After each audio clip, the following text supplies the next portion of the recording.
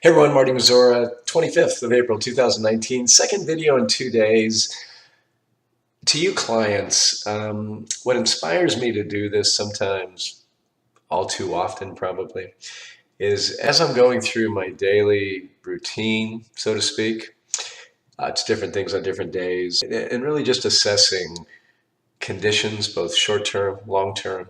And then I'm thinking about what you all might be thinking as you hear the news, as you read my blog, and lately as you get a sense that I'm not all that bullish on a near-term basis. The title or the subtitle of last week's weekly message was, I'm just not feeling it right now.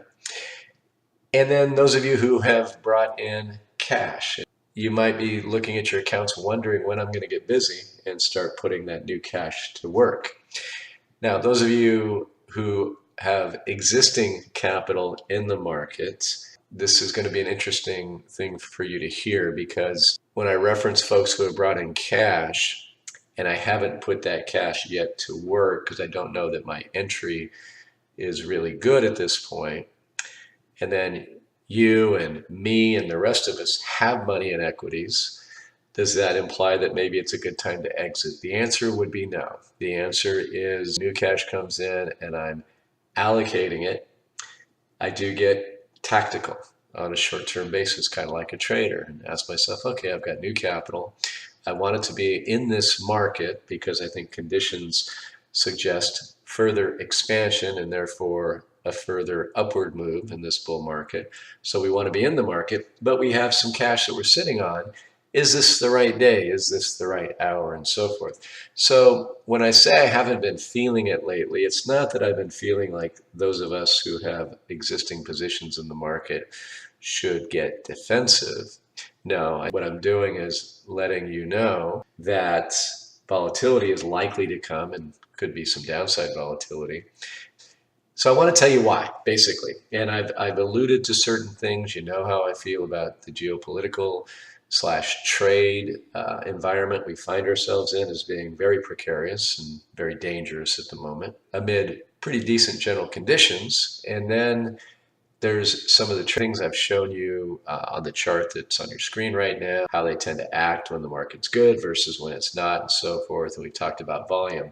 So today I want to dig a little deeper and just explore with you briefly some of the things that I'm exploring that are supporting this view that probably need to be patient with new money and probably need to, on behalf of the rest of us, just make you aware that while the market could indeed go screaming higher from here, earnings have been really good. I see a flash right now that Ford stock is up 8% in the after hours on an earnings beat. And we've seen a lot of that lately, and you'd think this market would just be screaming higher, and it's really not. Kind of hitting a ceiling up here at these all-time highs. And I think it all stems from these geopolitical issues that I keep bringing up, and particularly the one around trade.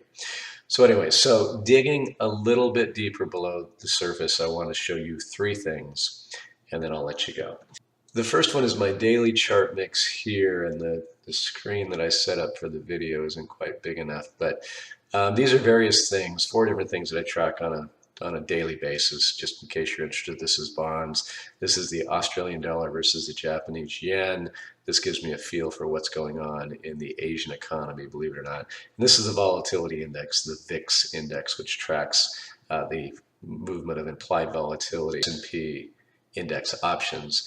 And this is the S&P 500 itself. So what I want to show you up here is this is just a simple 5-day, 5-minute chart. And I suggested, it was either in a video or a written blog post within the last day or two, that this late day action is supporting my I'm not really feeling it sense right now. So what we've been seeing for the most part in 2019, more often than not, I should say, is some really nice buying at the close. There's an old saying, the amateurs trade the open, the pros trade the close. Well, trust me, the pros trade the open as well. But there is something to be said for the willingness to stay long or stay in the market overnight.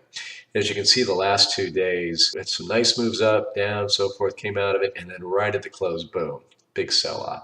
Same thing today. We opened down and then actually traded up and we're, in the positive for most of the day. And then right at the close, the last 15 minutes or so, boom, the market sells off. That is a short-term bearish sign. And this confirms and actually feeds this feeling of mine that the market's a little bit precarious on a short-term basis right now. So that's confirmation of that. So that tells me be patient with new money. Another one I want to show you is short interest on SPY, which is the exchange traded fund. It tracks the S&P 500. So this is, again, short interest. This is to the extent traders are betting that this thing's about to fall out of bed. So during the course of 2017, as you'll recall, we had a fabulous year in stocks, and notice that early in the year we had very short interest and it just declined pretty much with a few spikes for the year, and that correlated negatively with a rising stock market. That's what the stock market did with very low volatility throughout 2017. Now you may recall that we actually had a 10% correction to start 2018. And look where we started. We started with short interest really, really low. There were hardly any bets that the S&P was going to fall out of bed.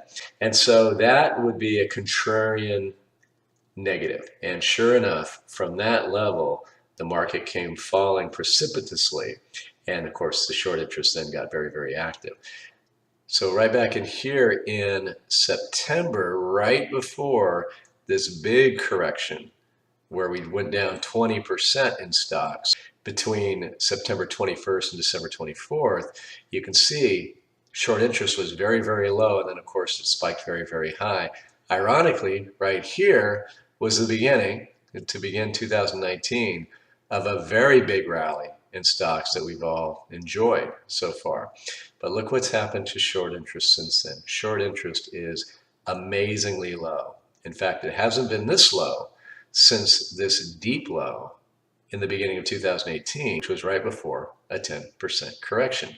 Now, I'm not predicting a 10% correction, but it does tell me that there is the potential for somewhat of a sell-off, somewhat of a corrective phase in the market. These folks are just a little too sanguine about the prospects, so they change their mind in a hurry. You see short interest go up, which coincides potentially with a declining stock market. Last one I wanted to bring to your attention today is the positioning of futures traders on the VIX index itself. So the VIX index, again, tracks implied volatility, the price of that, in S&P index options. So this tells us right here that traders are exceedingly short the VIX, meaning they're making a big bet that the VIX index itself is going to stay remarkably low. In the after hours today, it's trading at about 13.25, which is a historic low, but it was down below 13 for most of the day today.